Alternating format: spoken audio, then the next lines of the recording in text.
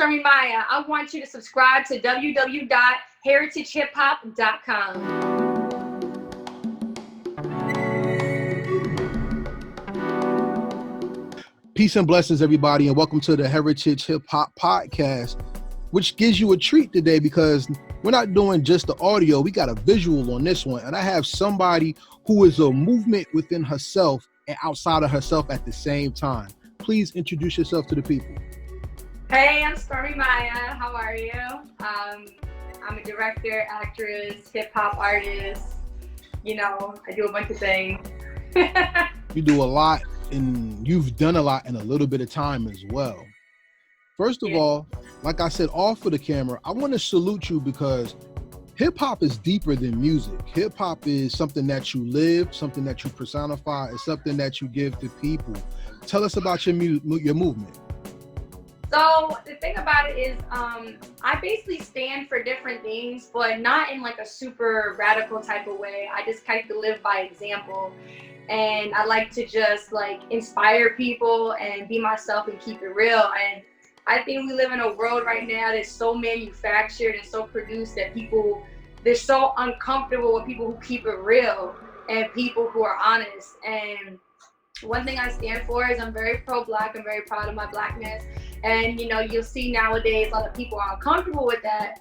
But the main people who are uncomfortable with it that's been bothering me is more like Black people. And I noticed that in the past couple years, Black folks have allowed themselves to be separated versus the light skin, dark skin mix, whatever the hell. And, you know, it's like everyone wants to be in their own little box now. So when they see some light skin, you know, shit come through talking about Black this, Black that, off the bat, people are uncomfortable with it.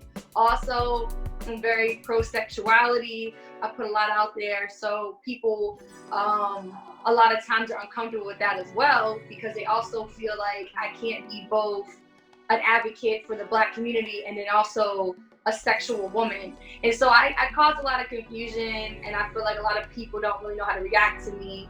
And, you know, it is what it is, though. I stand for what I stand for, and if you don't like it, it can kick rocks. I like that you said that because let's just be real. You are an attractive female. So already that's hate from the door. You already know that. You know what I'm saying? Because we live in a society where you're taught to be ugly rather than to appreciate your beauty and yourself. You see what I'm saying? Yeah, you're right. Like if you're, no offense, but if you're like an overweight female or if you're like not the most attractive, then people are like, oh yeah, you know, they support you when you're like talking good about yourself. You know what I mean? Like they're like, yeah, girl, do your thing. And when you're a female, I guess, that people see as attractive, they automatically like hate you, I guess. Like they don't want you to like yourself. It's weird. It doesn't make any sense. I don't get it. But. No, it's not weird. It's not weird at all because that's slavery. And slavery still exists, unfortunately, in our world. Let's look at what you said. Being light skinned. For one, you have the light skinned, dark skinned girl thing. All right, fine. We got that. We know that. But it also comes down to who gets privilege and who does not. So half of the hate that you get is not because of what you do, it's because you exist. And the other half of the hate is not only do you exist, but you excel. Tell me what made you want to excel and not just exist in doing anything. Well, the thing about it is, like, I have a crazy backstory, and most of the things I went through, the hardships I went through, was when I was younger, like my childhood. And I lived in like a very abusive home growing up, and I was always basically told I wasn't good enough, and I was always beaten down a lot physically and verbally as a kid. And that fucked up my self-esteem a lot. And then when I was in school, I was extremely bullied. So I went through life, the first half of my life I went through super unaccepted. Whether it was in school, I never had friends with kids. And like I said, my father, I never had my father in my life. My mother, I said, was abusive and stuff like that. And I ended up getting into foster care and stuff later on. So a lot of my life was just going through and not being accepted, not feeling loved, not feeling wanted. So, you know, I kind of built something within myself of just making myself happy and just making myself my best friend. And everyone has a different way they would handle that situation. Some people might take that and hate themselves, or they might go and do drugs, stuff like that. But for me, my personality took that, and it's like my biggest motivation. So I literally just go through life with this like winner mentality of I gotta get this done. I gotta do this for me.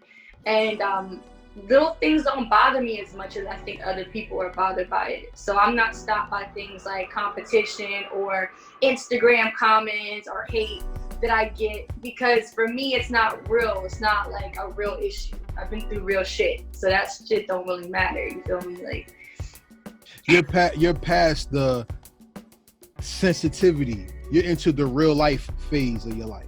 Yeah, cause like this shit don't mean nothing. Like I'm gonna keep it real. Like before I was even 18, I had been homeless mad times, hungry. I actually been through real life shit. Like I escaped a house fire when I was a teenager. Like failed high school, all that type of shit. Like I had been through some real stuff. Like just trying to get a place to lay my head at night. Like just trying not to be on the street. And so when you go through life and you're really young and you're already trying to deal with those real life issues. I mean, like, am I gonna sleep tonight? Am I gonna eat tonight? When you deal with that, little things like Instagram comments and shit, like that shit's not real. That's just like, you don't have to go and look at it. You know what I mean? Like, that's not a real problem. Like, I feel like I'd be so ungrateful to do that to myself when, people out here got illnesses and they're hungry. I feel like that'd be so corny to sit there and be crying over some damn Instagram shit. You know what I mean? Like, that's just my opinion, but, I rock with it. No, that's real life, because that's the story of hip hop. Hip hop from the beginning was, we are a people who people don't listen to and they discount. And we took our pain and made it an entertaining way to inform you that you're fucked up, not us. And we're giving the world real life. Let's talk about that in a different perspective, because you talked about sexuality. Mm-hmm. I think that's the major power a woman has that the world is never ready to deal with. Because every time a woman talks about her person, her story, everybody wants her to be quiet and just be pretty. Yet it's that story that would change society and make it more dynamic. Tell me about your message in your music, and tell me about the conscious coochie. I like how you put that in there. That was funny. In general, like, I think it's funny how people want to put women in boxes, especially in hip hop. And in hip hop, historically, if you look back on it, it was always kind of two categories. You had the super conscious MC chicks like the Queen Latifahs and, Lady Arrange, and those type of girls were pretty much covered up, and they weren't a lot of times hypersexualized. And then you had the hypersexualized women, like Little Kims and Foxy Browns, so you always had these two different lanes that you kind of had options for as a female artist. You could go into more this MC route where you're covered, or more hypersexual. And I like to blur those lines. I like to be both. I don't believe in women have to be one or the other. I don't believe anybody does. And I like the whole salt and pepper type of approach, how they do real hip hop, and they also add those sexual elements as well. And I think that it saddens me when people want to criticize females in hip hop for using their sexuality to get ahead. Meanwhile, women's sexuality being used forever to sell man's records, man's music videos. So it's like when women want to be like, hey, I'm using my own sexuality for my own shit, people got a problem with it. And they can be mad at whatever they want to. It's selling, people obviously want to see it. So, if they want to sit there and talk shit, they can, but clearly somebody's watching it because it's getting views, you feel me? So for my music, I like to put everything I am in my music. So sometimes I'll have super pro black tracks, like Black Man Magic and stuff, or Afro knots, Afro puffs, whatever. And then sometimes I'll have super sexual songs like Daddy Issues, my song Pick Me coming out, Conscious Coochie, Fake Ass Cities. That was my real early stuff, like Fake Ass Cities and Conscious Coochie and all that was like the stuff I made my first month of ever doing music. That's before I even developed my skills of doing music. But the first thing I wanted to get out was I wanted to just say some crazy shit. Like I just wanted to kind of show people how smart I was and sexual at the same time. So I had made those type of tracks. Now I don't even care about proving that to nobody no more. I'm not trying to prove shit. I'm just trying to make things I like. So now I make the things I like. So now I'll make things like a Black Man Magic, and then a month later I'll make a song called fucking Turn Me On, like, because I can do that. And it's funny how people try to put me in a box and they'll be like, wait, you made this song like this, like Black Man Magic, right? And that's supposed to be conscious and positive and kid friendly, but then how you gonna go and make a song like that? Because I fucking can, because I can be pro-black and pro-sexual. Like, it's not a one or the other type of lane. It's weird how people's brains work. I don't know why they think that, but uh that's why they're not ready for me as an artist, because I'm gonna mess up their minds. They're not ready for this. You know what? I'm gonna salute you because I'm gonna give you a history lesson. Do you know what the first sculpture they found in history was? By No, chance? It was the figure of a woman. mm-hmm. Okay. And even when we look into other cultures that are like out of the traditional religious frame of thinking, Islam, Christianity, and Jewish, the earliest civilizations, gods and goddesses, were composed of the idea of the woman. So a woman owning her sexuality in Western civilization is a bad thing.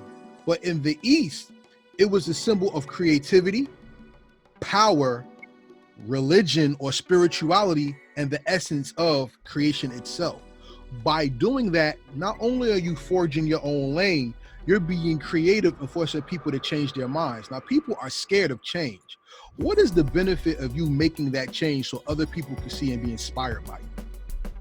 I like to inspire people in a positive way, just because, like, I think it makes our world a better place. And it's like, I like to make people feel good. And that's why with my music specifically, I don't make anything depressing. I don't think there's anything wrong with depressing music or anything like, that's more negative. Even that, like, I think we need all types of art. But me personally, I like stuff that makes you feel good, makes you dance, makes you just happy. Because that's just how I handle life in general. I don't get sad. I just fucking change shit around. So, when I make my tracks, that's what I try to do. Make people happy, make people excited, make people, even if they're getting kind of angry about the subject matter, it's still good. They're still discussing it. Like, well, Black Man Magic, right now you have like 130,000 views on World Star, and you got all these crazy comments, and you got all these people mad, like, oh, this is racist, or this is that, or this is that, but they're still receiving my message. They're still hearing what I'm saying. And what I'm saying is a positive thing. Now, if they decide to take it a negative route, then that's up to them. But they're still receiving what I'm saying. They're still looking at the artwork I put out there. So I think that as long as your message is positive too, and what you're trying to give people is a positive message, that it's somehow gonna get to them. You know what I mean? That's what matters to me. Is like kind of educating the masses, opening their minds a little bit more, like getting them a little bit more susceptible to like other things going on. You know what I mean? Like, I don't know. I know what it means, because by the way, think about it this way.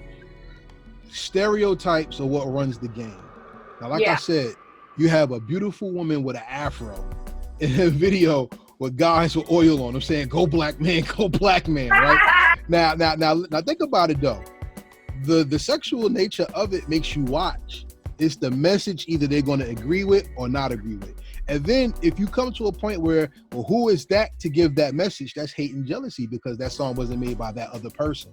So they want that recognition. And I read somewhere that you said that you made that song for your man or something, just to congratulate him. And people have been coming at you with the racist thing. And I want to actually salute you, because congratulations, you've made it. How does it feel? Made it where? What did I make? If you don't get hate, you didn't do it right. That's all I'm saying. I mean, yeah, I always tell people that, because when I was getting a lot of hate, because most of the comments are negative, even like the tweets, stuff like that, it's a lot of negativity. And I had told people, I was like, yo, the biggest downfall in music or any type of form of art is people not watching it, people not caring. So like, you got thousands of people every day just making music, and ain't nobody watching, ain't nobody listening. So the fact that that many people are even watching and discussing it means it's relevant, means that it's important. And that alone is an accomplishment. And like, what's crazy is when I made the song, it wasn't supposed to be controversial. Like, some people thought I was trolling, or I was trying to like, I guess, take advantage of the current situation. What I had explained to people was like, well, number one, I had made that song before George Floyd, before BLM protests and stuff had started popping up. I made this song like in February. And that's the only thing that was popping at that time, was like coronavirus was starting to come around and people were starting to take it seriously. That's the only thing. And I had made a bunch of little pro-black songs before, and ain't nobody really cared or really like discussed it like that. Cause I got like Afro puffs, Afro knots, whatever came out before it. And nobody was really butthurt over it at all. And I didn't honestly think anybody was going to care that much. And then as soon as I dropped the song, I got so many negative comments before the video. Just the song itself, it was like, this is racist, she's racist, she's racist. And then when Joe Budden had started spinning the song, I started getting all these blogs talking about me. And it was a bunch of Black women specifically that were just like, number one, disappointed that I was light-skinned making it. Black people were disappointed that I was a light-skinned person making it, saying like, I guess they had hoped another complexion chick had made the song. A lot of people had used my complexion against me, saying, of course, the light-skinned chick making this kind of song. And it was like a lot of corny jokes like that, and that was like the most of it. And then a lot of females were just upset, like, you know, Black men don't deserve this kind of song, and Black men don't, they just don't deserve a song like this, basically was the gist of what most of the comments were saying. And that actually upset me a lot, because it showed me how like broken as a people we are, you know what I'm saying? Like that, it's like, not only is it, okay, well, she's light-skinned or she's mixed or whatever, but then it's also Black men don't deserve this. So I realized how broken everything was, and like how it's just like, it's bigger than we realize, you know what I'm saying? Like how deep this wound is. And then when the video dropped, the only thing I had added on purpose to the video to be controversial was the little white boy saying he wished he was Black. What was funny to me is that the video had went over a ton of people's heads. It was supposed to be a reverse world of where Black is like the default, you know what I'm saying? And like, that's why the Superman's Black, that's why the little kids are Black watching TV, and they're like, oh yeah, like Black images are on TV, and Black is the thing to be, you know? And then the little white boy's like, oh, I wish I was a Black kid, a Black man, and people got offended. But my whole point was like, that's how little Black kids are when they're at home, and all their images that they're getting are white people. They don't have a lot of representation. Only thing they had recently is a Black Panther movement, you know, the Black Panther movie. And, you know, that's about it. Up until that point, they don't really have any, I can't think for little Black boys, you know, into the recent years, really wasn't much on TV. I guess that and like Luke Cage, which just recently came on, which that's all in the past like couple years. So I wanted to make something that was more like, damn, I want to be like that, you know? And I got the craziest comments, I'm racist, oh my God, imagine this was the other way around. And then I had a whole shitload of hate from men of all colors, Black men, white men, whatever. A lot of Black men were mad, because then they got upset about the type of men I chose to represent Black men. They were mad that I chose the most diesel, darkest, strongest looking Black men ever to represent Black men. And I'm sitting here thinking, well, damn, if you're gonna represent Black men with two motherfuckers, wouldn't you rather them be the strongest, best looking people on earth? Would you want me to represent all of Black men with some scrawny men? Like, no offense, it's like, if I'm representing a race in this song, wouldn't you want it to be represented properly? So that was weird. It was a crazy roller coaster that it's been.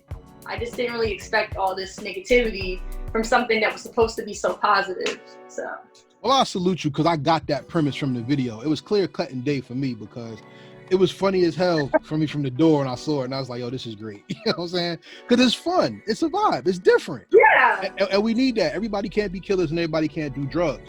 But the dope thing about you is that you took the fun side, but you also have a serious side, because I like 4 elements. So you take your yes, you take yourself from the fun side, but you also put yourself in the arena where you're making music seriously. I want to ask you this when it comes to music, because you're so much more than music, and I don't want to stay there. When it comes to music, what do? Do you hear the music and come with a message, or do you have a message and you make the music match what you want to say? I typically just have an idea, and you know, I kind of come up with what I want to say first.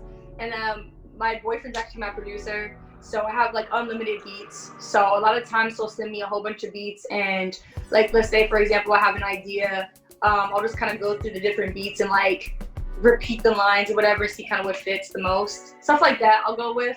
I write everything myself, so sometimes I'll just play a beat and I might just kind of make up something on the spot. It kind of depends on the situation.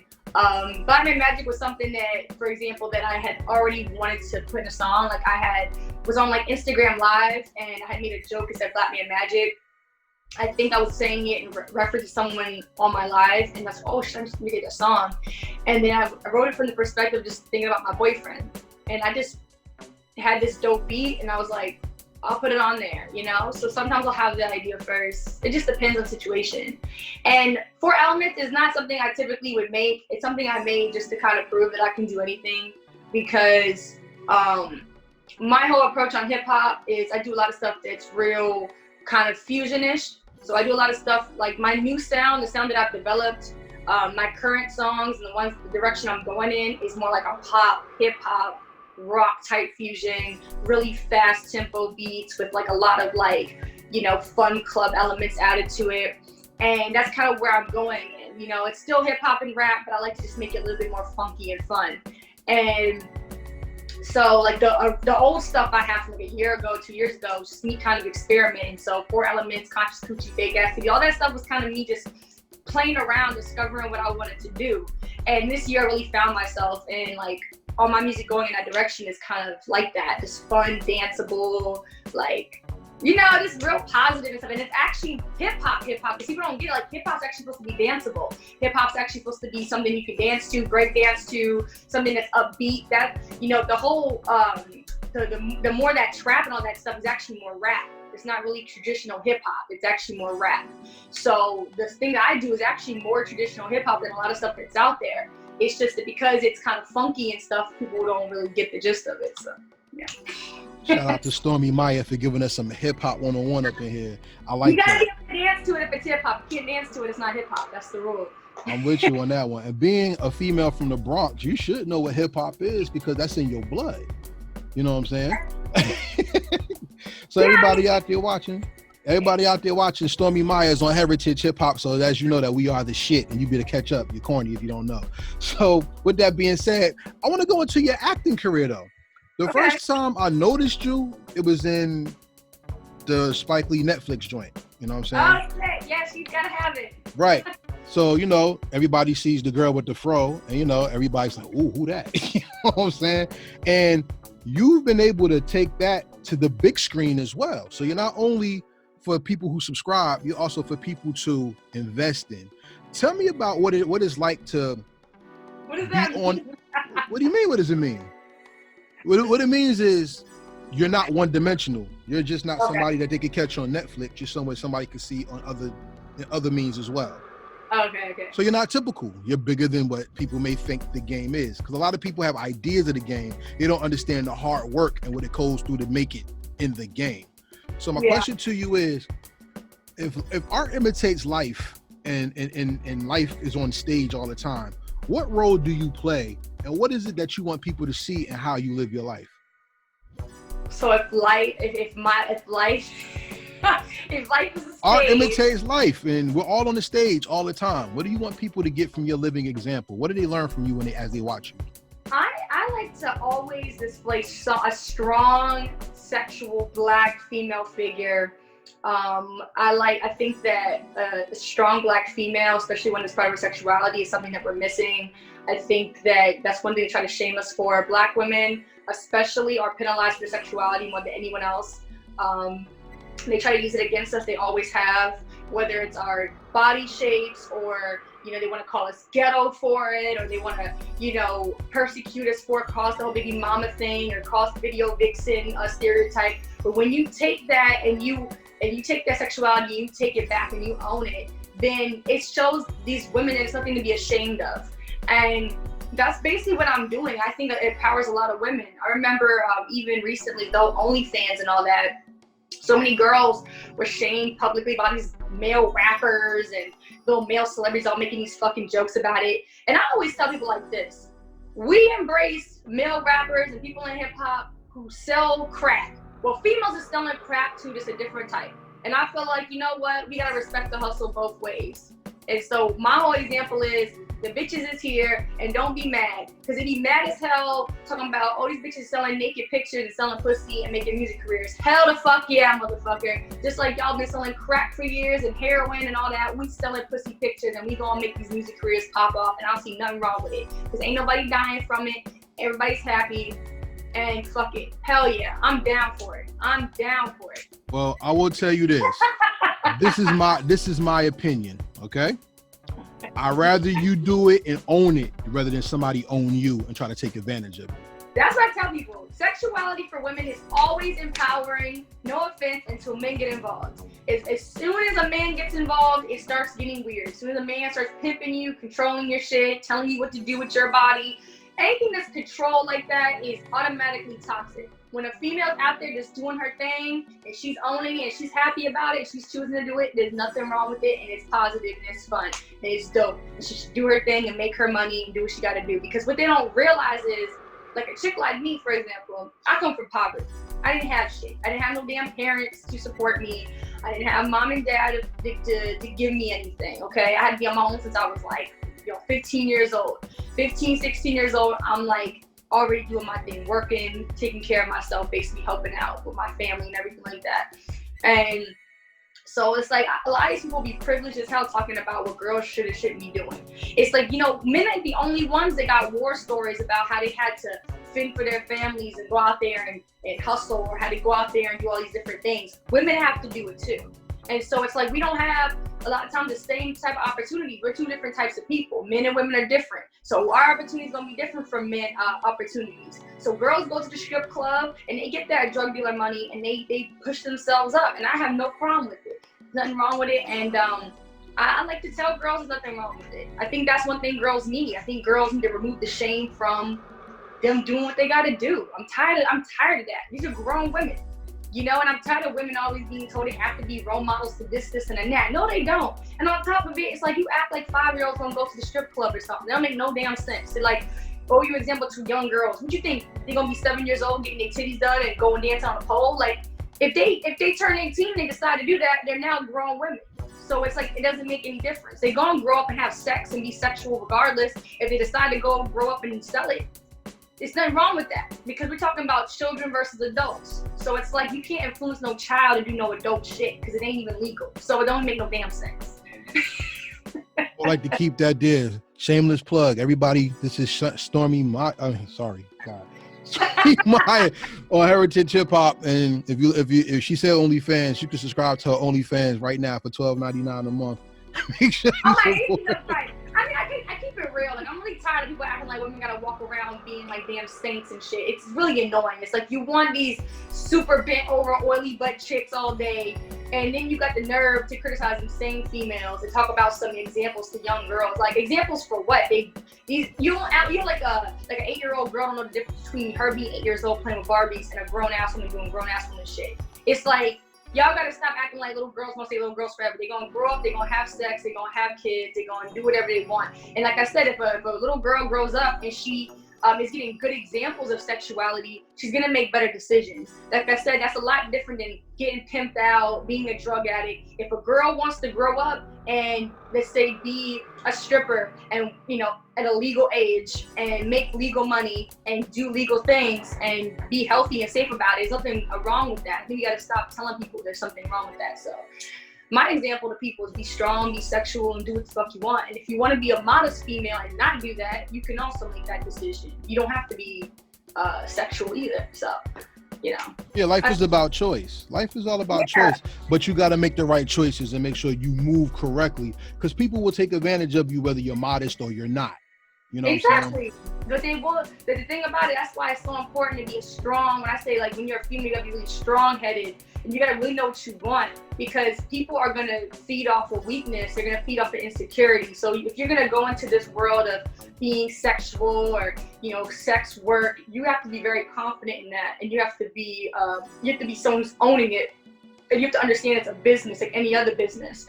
So I always tell girls, if you're gonna do that type of life, make sure you understand the ins and outs and you don't let no one take advantage of you. And if you decide to be a modest female and not do those things, don't let nobody pressure you into it. So it's like all about choices and not letting nobody take advantage of you at the end of the day. So with that attitude that you have, and once again, I salute you for it, because strength is an endearing quality of a woman that makes her attractive on many levels. Spirituality, personality, looks, whatever. But being that you have that character where you take charge, how did that prepare you for the industry? And how do you keep that walk and make sure nobody takes advantage of you to try to offer you something in the industry? Well, I've been in the industry since I was 16 years old. I got into the industry really young, and that's not just music. I got in the industry when I was 16 with modeling, and I was just modeling for years. And I had a big passion for music initially, like when I was like 12, 13, I was really into music. When I was in high school, I was studying music production. I was really into music, but I didn't like pursue it professionally until recently. So the first thing I had got into was the modeling thing, and I did a lot of music videos. I did a lot of photo shoots. I worked with Playboy, which was a big goal of mine to be a Playboy model. I worked with Playboy for 2 years, and then I got into acting like at like 21 years old, like professionally. And real quickly, I escalated in that. And then, like I said, right after I got to music professionally. And the main thing I've noticed throughout all the different industries is all basically the same. You know, it's all the same, basically how things work. And it's just a business. You gotta just make sure you're going into things and you understand them well. So you can't go into anything with no knowledge of it. So even if it's your first day, my first day modeling, or your first day doing music, or your first day doing acting, you have to take the time and research so nobody can tell you no bullshit. You feel what I'm saying? Like, you gotta learn the industry standards. You gotta learn how much agents make, how much managers make. You gotta learn how to do proper auditions. You gotta learn for music, like, you know, learn the ins and outs. Learn about the sound engineering part, the producing part. And I think when you just take the time, go on the internet, read some shit, like watch some YouTube videos, like just get yourself well versed into what's going on around you so that you're not just a pawn in the industry. And that's one thing I've always done. Like, no matter which part of the entertainment world I've gone into, I make sure that I educate myself very well on that industry itself and like what goes on and how to excel in it. And you just got to be really strong-headed and like really do your research on everyone you work with. And just be prepared for people to give you bullshit and just be able to just be ready to counter it. I'm a boss ass chick. I'm so I'm not someone you can get over on. Like, I'm not signing no bad contracts. I'm not getting no dicks to the face. Like, I'm not doing that. You feel me? So you're not gonna come to me with that. Good. I respect that, because unfortunately, whether you're male or female, people are getting what you call. Yeah. And one thing too that I felt like drew a lot of power for me was I tell everybody this: whether you want to do music or acting or modeling, whatever, the most important thing is to build your brand up, and you can do that through building a fan base. You gotta have a fan base. That's your power. Because if you go to the table and you know you got this many people watching you, following you, support you, you always have power in everything that you do. So it's really important to build that social media, build up a platform, because if you have a platform, no one can shut you off. Like, let's say, you know, the industry, like, you know what, I want to blacklist you, I don't want to deal with you, or this director don't want to work with you, or you have a bad situation happen in a casting situation. You have a platform to tell that to speak to. And they really take advantage of people who don't have that. Every time you hear these stories about these new models or these new people coming out, it's always people who got no platform and no damn fan base, because they know no one's gonna believe them over somebody that got millions of followers, somebody who has years in the industry. But if you a chick and you got 500,000 followers or 1 million followers and you're like telling your story, people are gonna support you. Also, you don't really need a record label or anything like that, because you can just sell to your followers. You can sell to them directly. So it's a lot of power in having your own platform, having your own fan base, having a name for yourself. You'll gain respect from other people in the industry because you offer something. You feel what I mean? Even with the acting stuff, they'll hire you more because they're like, she has a fan base. If you put her in the movie, she's going to get more people to watch it. So that's really where your power lies, to keep it real with you. Like, that's a big thing. So on the low, you telling me you made hustlers pop because you the shit on the internet? No, I mean, this would make hustlers pop, but the director was a fan of mine. She really loved me. She said she really wanted me personally for the film. She liked what I stood for. She liked my whole imagery of like Afro sexy woman, and because I have a brand in that, and that's my brand, so she liked it, and that's why I got hired for it. I got hired for a lot of the movies and the films that I've done because of my followers, because of, you know, who I am. And I ain't the most famous person in the world, but it's like, if they gonna hire me or actress number 2 with 300 followers, they're probably gonna hire me, you know? And I'm just in a position of where I have a better leverage. So even though I'm in, like, let's say Hustlers for 10 minutes or whatever, I'm gonna get paid twice as much as the chicks next to me with like less followers because of my track record. So it gives you a lot of leverage, you know. So to all you ignorant folks out there, let me clear it up for you. She leveraged her followers into monetary gain. Just because you got 1 million people don't mean you popping. If you got 1 million people that don't invest in you, you just regular popular. But if you have 300 people that follow you and they invest in you, not only are you overdoing them, you're making a brand and you're making yourself successful. Agree? you asking me if I agree? Yeah, you agree. I agree. Like, you know, one thing that disappoints me is a lot of girls that have millions of followers, but they make no money. They have no money. And I know these females personally, okay? And I make more money than a lot of the chicks with more followers than me. Salute to you. And that's because they don't know how to monetize things. Even my whole music career, me investing, I invest so much money into my music and everything like that because I know in the long run it's gonna make me all that money back. And you know, I make money off my fan base though because I interact with people, I know how to sell to them, and I use it for other parts of my life. A lot of these girls, no offense, there's nothing wrong with it. They don't want to do it, they don't have to. A lot of girls have 1 million followers or 200,000 followers, whatever. And they don't do music, they don't do movies, they don't make films, they don't do any real modeling.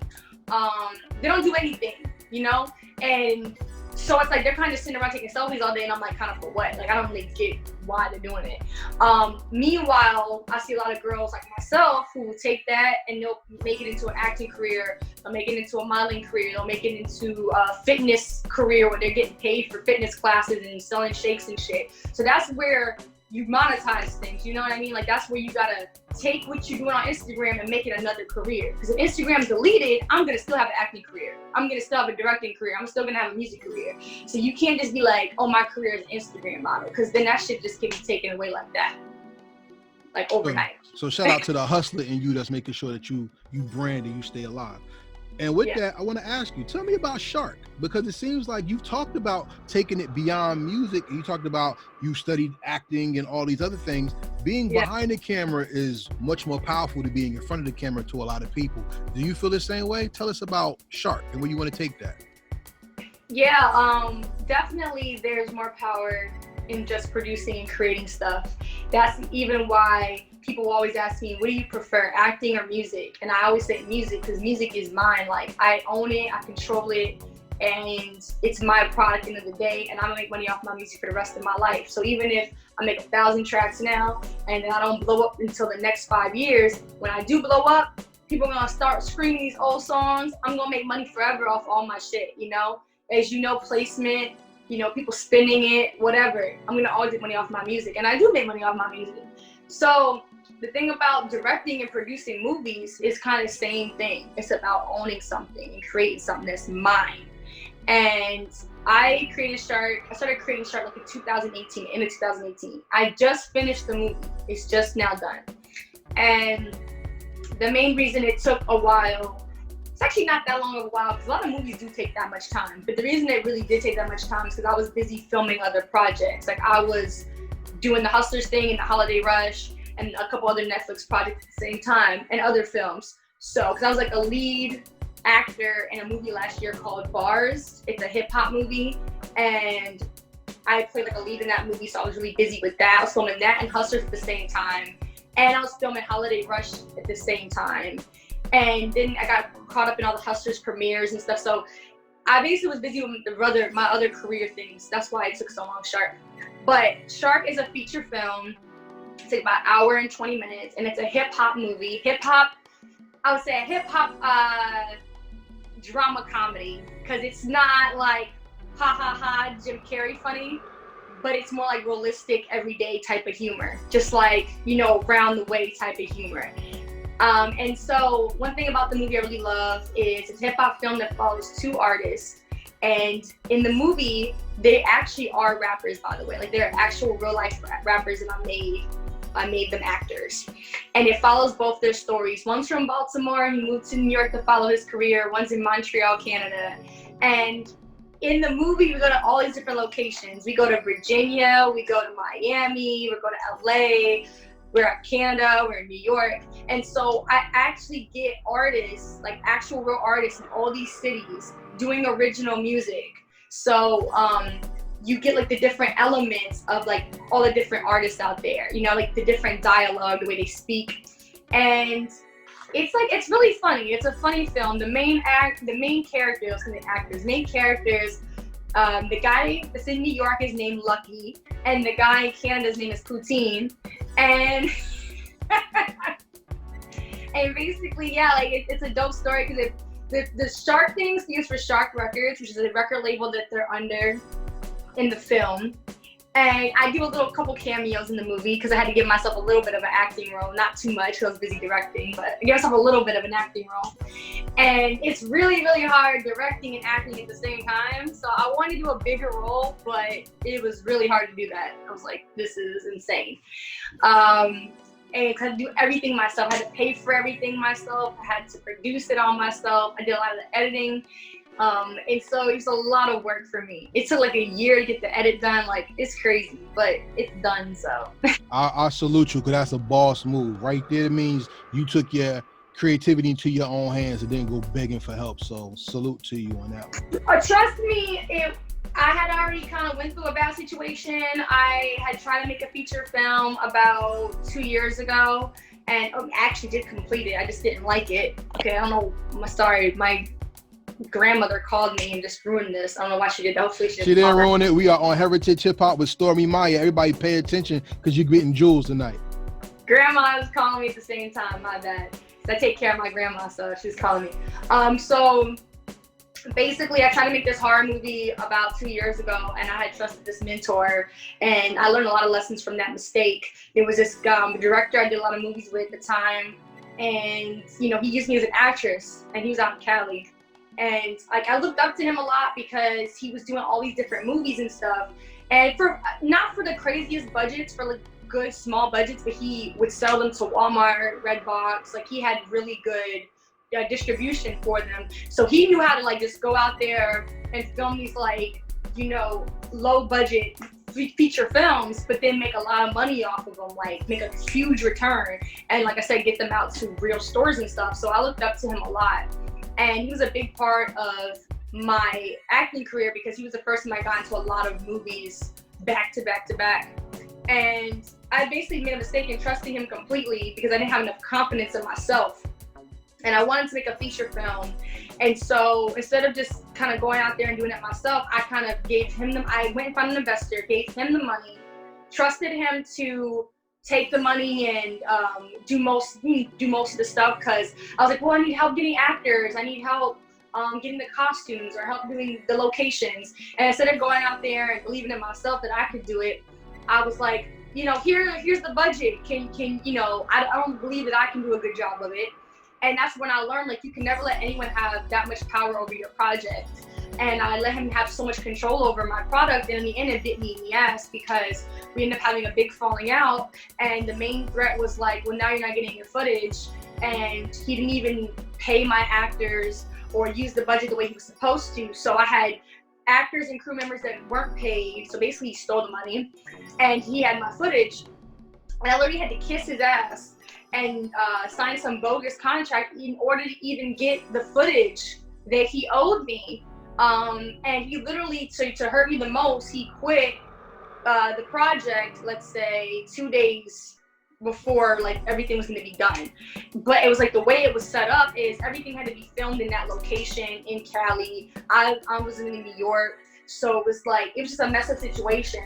And ever since that situation happened, I'm very big on owning my stuff, controlling my stuff, and not letting anybody do that to me again. So I learned a lot of lessons from that. So yeah. But you know what? I'm glad you learned that lesson, because that's going to make you a better artist, director, and person, because now you know how to invest in yourself. So before we continue with the interview, please give everybody your social media and everything that you want to plug, so people know not only what you do, but how you excel in everything that you do as well. My hair looked crazy today. I just threw it in a little bun. My name is Stormi Maya. That's me everywhere. So you put STORMI and then Maya, MAYA. That's me on Twitter. That's me on Instagram, Facebook, TikTok, whatever. On Twitter, it's Stormi MF Maya, but still, if you go Stormi Maya, it comes up. And look me up on Spotify, YouTube, whatever it's saying. It's my legal name, so no matter where you look it up, it's gonna always be me. So yeah. And with that being said, y'all, stream her music and watch her movies. Stream them. Do whatever. But if you really like them, I ask you, please purchase the music. Heritage Hip Hop is not about streaming because we do not give the middleman our money and our time. If Stormi Maya has something that you like, we ask you that you buy the music. Whether you want to, you don't need that bottle of water today. You don't need that scratch off, but you need that good music. And more importantly, if the internet crashed today and you didn't buy your music, you don't own your music. So I want everybody who loves Stormi Maya's music to own it. Do you agree, sis? Yeah, hey. All right, so that's what we're talking about. So before we leave on this interview, I would like to do the rapid fire questions with you. Are you ready for that challenge? Okay. The rapid fire questions are not yes, no questions. These are questions that's a little more deeper than the interview that talk about you and your understanding of hip hop culture. So here we go. You ready? You sure? Oh, shit, I might fail. I'm gonna look stupid. You're not gonna fail. Here's question number 1. What song or album from another person's catalog perfectly describes you? Song or album? Lady of Rage, Afro Puffs. There you go. Check out Stormi Maya's Afro Puff and Afronauts on her YouTube page right now. Drop. There you go. Question number 2. As a female artist, we talked about sexuality, getting people to notice you, but in hip hop, you still have to have something to say. So what is more effectual for you? Them dancing and vibing to your message, or a lyric that you give that gives punch to the mind to make them think about what you said?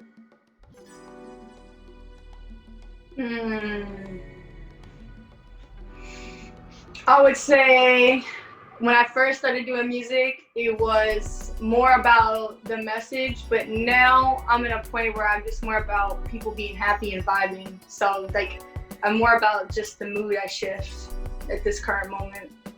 That's dope, because everybody has to feel good at some time. You can't be mad as hell all the time. You know what I'm saying? I learned that. You know, I wanna be political and all that, but sometimes I just wanna have a good time and shake my ass. So. Even some of the greatest songs with positive messages were dance songs. Shout out to Ali S and Follow Me, Club Classic. You know what I'm saying? So let's go to the next one. In the movie of your life, who would play you, and what role of your story would you want them to emphasize in your story? Damn, I got asked this like a week ago, like who would play me, and it's crazy because, not to sound egotistical, but like no one like really has it. Like no one really, and I think about the industry, I can't think of no one that really has that, like that I don't give a fuck attitude I have, plus the sexuality and the like fucking I just can't really think of it. Like I'm trying to think.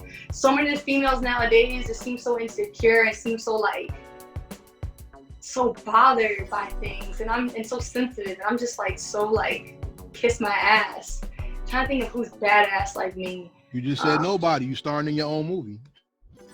I mean, I don't want to come off like a freaking narcissist, because that's not what it is. Just like everybody. I mean, there's some badass females out there, but like they also gotta look like me too. So I'm just like, the fuck, like.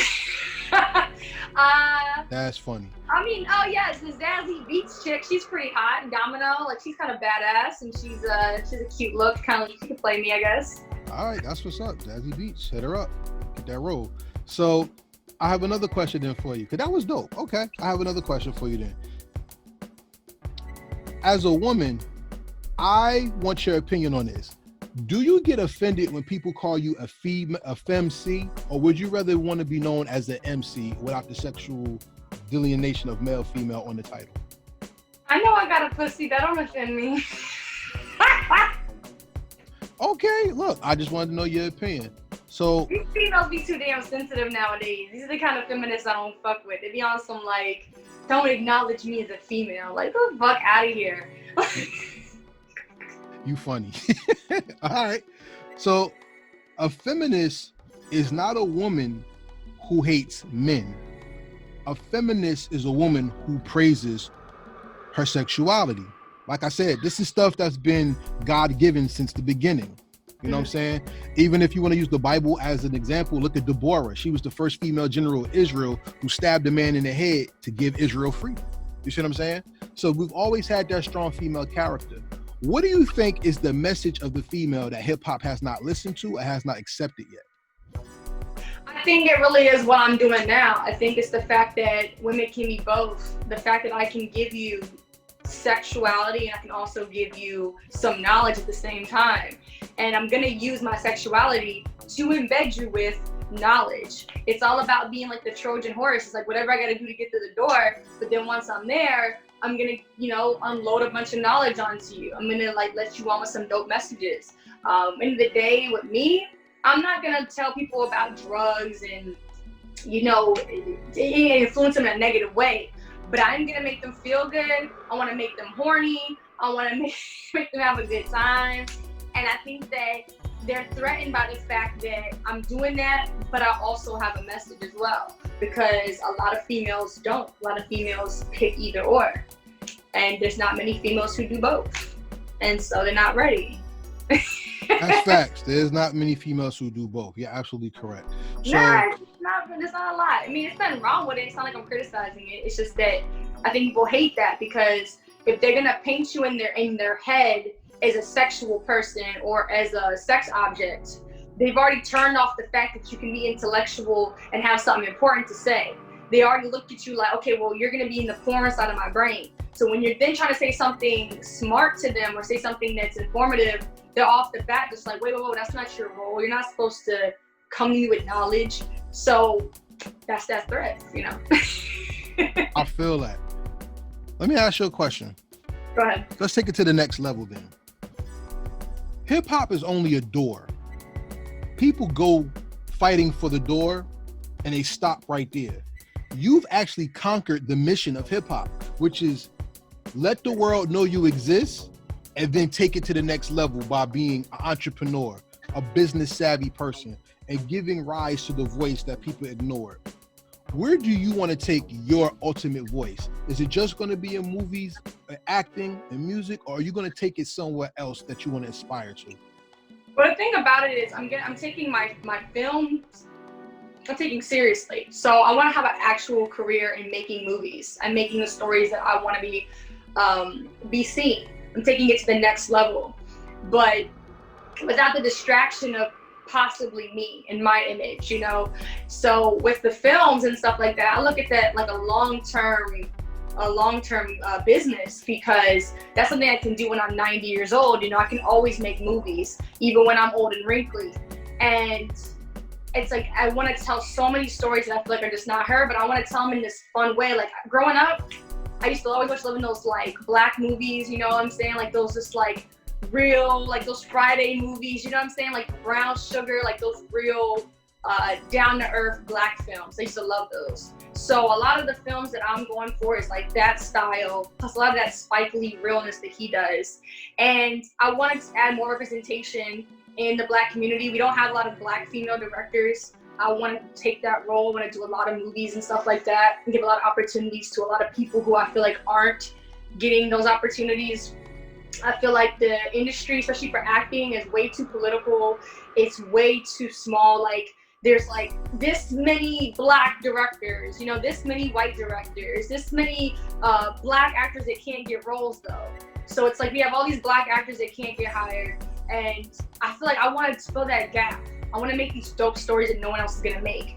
Because the problem we also deal with is even when we get the black directors, we deal with a lot of sexism. There's a lot of these strong female roles that I'm not seeing, especially from the black side, And I don't want to make a bunch of movies about black women getting beat up or black women being baby mamas. I want to make some dope shit with black chicks that you just don't really see.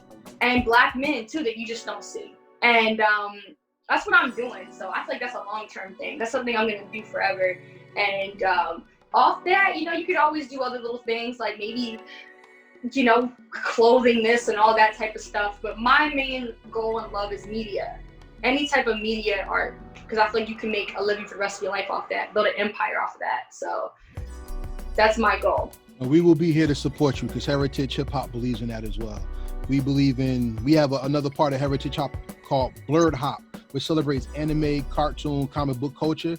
And now what, I know Black Panther made everybody see that there's black superheroes, but we always wanted to support the movement by showing ourselves, our people, and even give our children creative license to make their dreams come true. And I thank you for that.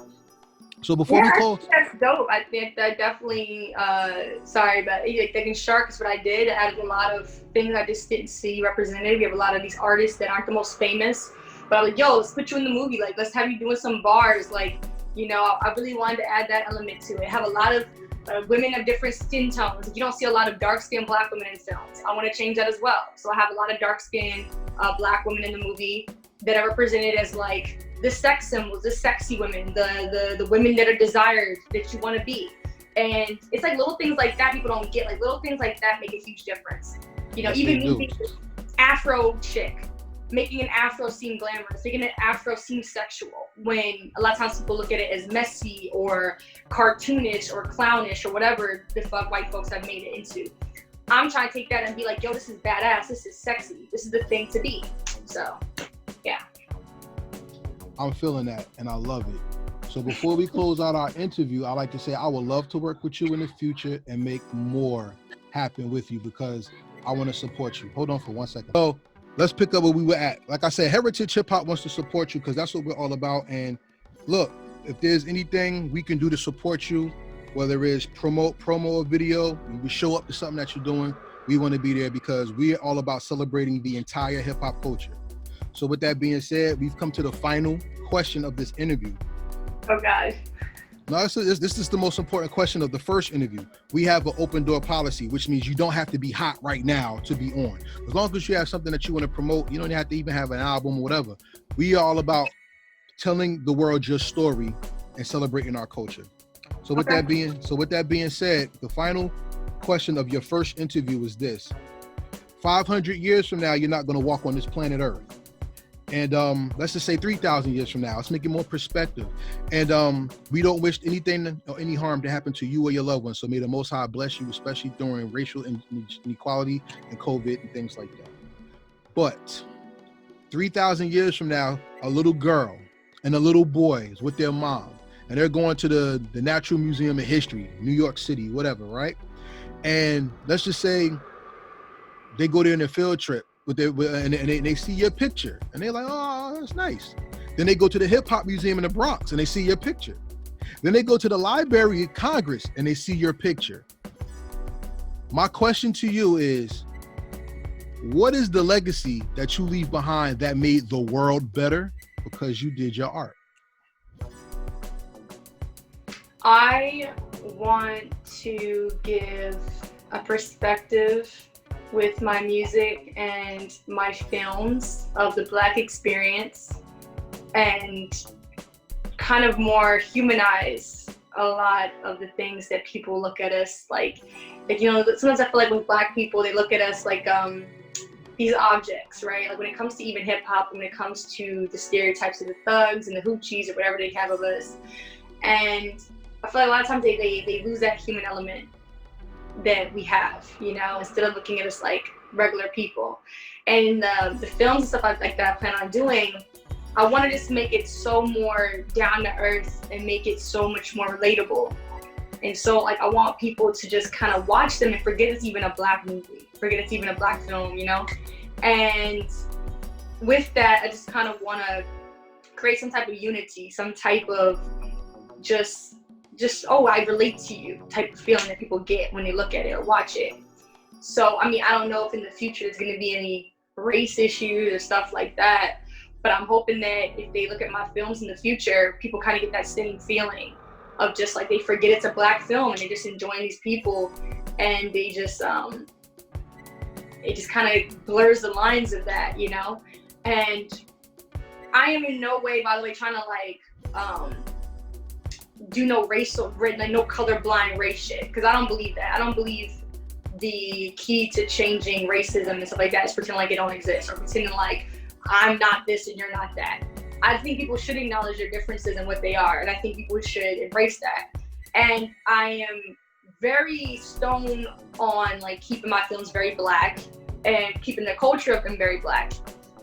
But I want to make that like a cool thing, you know? I don't want it to be negative. I want it to be dope. I want to make regular ass films with black folks, but it's not no damn negative stereotype shit. So through that, I'm just trying to just make the black experience better and easier. I want people just to watch black people and just see them like people and enjoy it and not look at it like anything else. And with the music, I'm hoping that in the future, there's not going to be a lot of sexist issues like that. But if there are, I would also like girls to listen to my stuff and kind of have that same feeling of, yeah, I'm a badass bitch. And I want girls to listen to my music and just want to get up and own their shit, you know? Like in my music, especially like the recent stuff I do, a lot of it's just like I'm a sexy woman. I do what I want to do. Fuck you. I make my own money. I'm a badass, and I want a lot of girls to listen to that music even 3,000 years from now and be like, hell yeah, that's me. And so whether I'm trying to embrace the black experience or embrace the badass female experience, like my main goal in general is to empower people, whether it's to empower black people or to empower females. I like to just empower people who are oppressed. I'm just hoping in the future those people are not oppressed anymore. But if they are, then I hope those same people can watch it and feel some type of pride and some type of happiness. Like Black Man Magic, you know, that's to me timeless, because I felt like there was a lack of an anthem for black men that was positive. Like, let's keep it real. Yeah, there's songs about black people, but a lot of them are fucking depressing. A lot of them are, you know, sad. They're about getting shot. They're about crime and all this other stuff, or they're about like just black men dying. And it's like, I don't want that feeling. And for me personally, with my song, I wanted something that made black men happy to be black men, not something that reminded them of the war they're against. I wanted something that black men can listen to and they're just excited to be black men. Like, hell yeah, I'm dope. Hell yeah, I'm the best. Hell yeah, I'm great.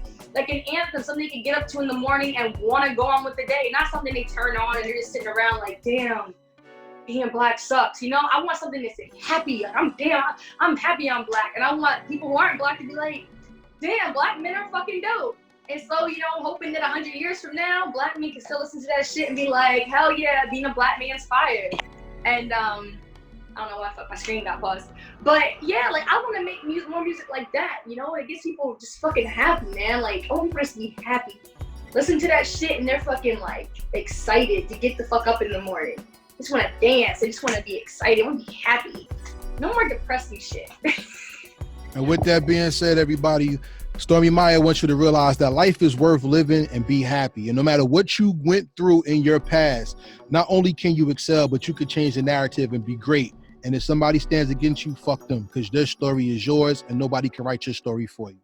Exactly. Just live your life and have and just be blessed. Like, that's what I'm trying to do, is make people fucking happy, man. Just do whatever makes you happy. Do what makes the fuck you happy. And be blessed. And with that being said, this is Karev with Stormi Maya on the Heritage Hip Hop Podcast Show, Zoom Live, everything. And we say peace, and we out.